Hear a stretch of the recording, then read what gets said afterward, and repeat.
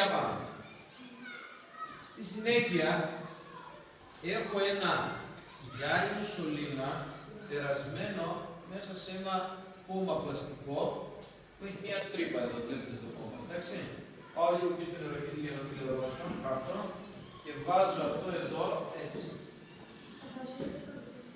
Και το πατάω.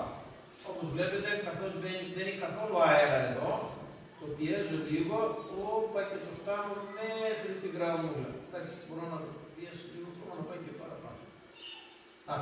Έφτασε εδώ μέχρι που είναι αυτό εδώ η μοναδική ταινία. Εντάξει. Εντάξει τώρα και τώρα. Παίρνω το βραστήρα. Έχουμε ρεύμα, έχουμε κουκέ. Έχουμε ρεύμα.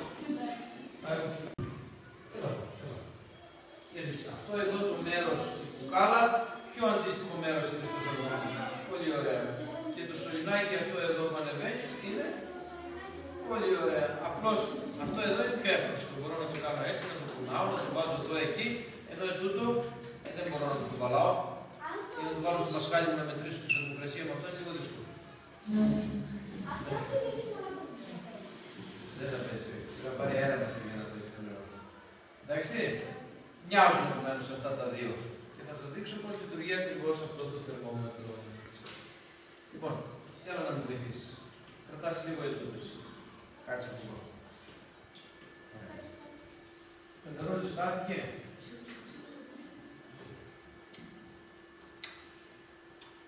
Ζεστάθηκε.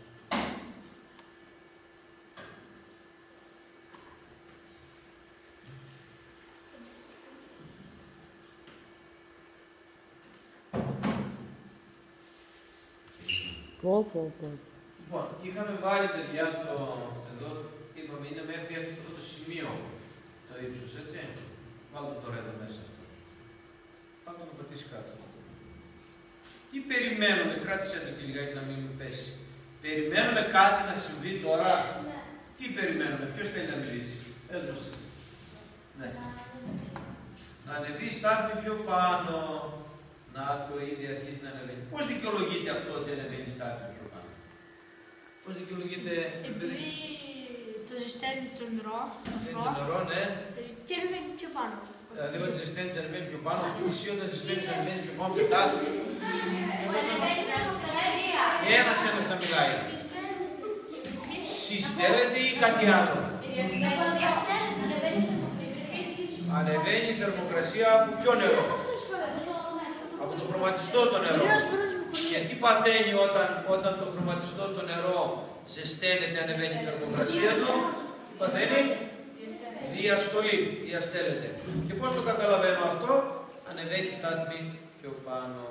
Ωραία, κράτησε το από εδώ. Έτσι. Παιδιά, να κάνουμε και μία ακόμα πρόβλεψη. Αν τώρα αυτό έτσι όπως είναι, το βάλω εγώ μέσα σε κρύο νερό. Τι λέτε να συμβεί. Θα κατεβεί. Θα το δοκιμάσουμε. Ναι. Ας το δοκιμάσουμε και αυτό, να δούμε αν θα κατεβεί. Θα πάρω ένα άλλο μπολάκι εδώ, έτσι. Και θα βάλω κρύο νερό.